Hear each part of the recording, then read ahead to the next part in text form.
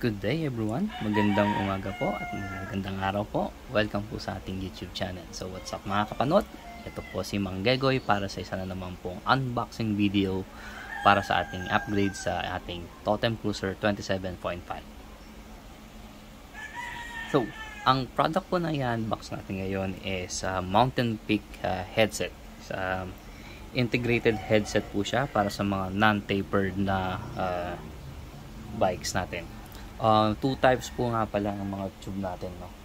Steerer tube, yung pinagkakapitan ng steerer tube natin is meron po tayong non-tapered tsaka tapered. So yung tapered po is yung parang may umbok na pag sa baba, tapos yung mga hindi naman po, yung mga non-tapered is yung straight tube lang. Ito pong particular na brand na to is, ang model name niya is HS-01 ng Mountain Peak. Ang diameter niya is 28.6 by 44 at ang size niya is 1 by 1/8. Alloy din po ang material niya, saka available po siya sa red, black, and blue. Okay? So, ito po yung box niya. Nakuha natin to sa nabili natin to dyan sa bike shop na malapit sa atin para po palitan yung nabasag na spacer ng ating mountain bike. So, buksan na natin.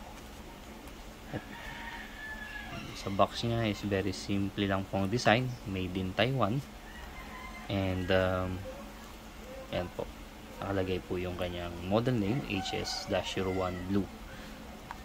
Available po siya sa red, gold, and blue. So, buksan na natin. So, out of the box, ito po ang kanyang mga naka-plastic siya dapat pag nakuha na bill nyo.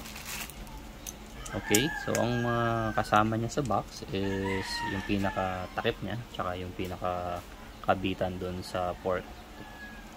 Then ito po yung stop spacer, yung pang-takip doon sa tube.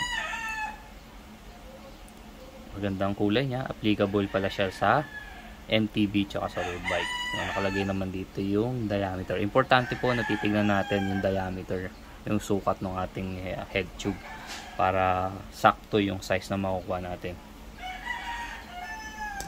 Then ito yung parang ito yung nilalagay doon sa fork, sa taas ng fork, and ito yung bearing niya. Yan, sealed bearing na po siya.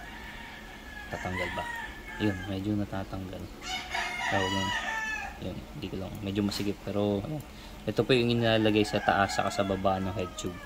Then ito rin yung nilalagay spacer naman to doon sa may fork na nilalagay. So yun lang po ang ating quick unboxing ng Mountain Peak head tube or headset. Thank you and bye bye.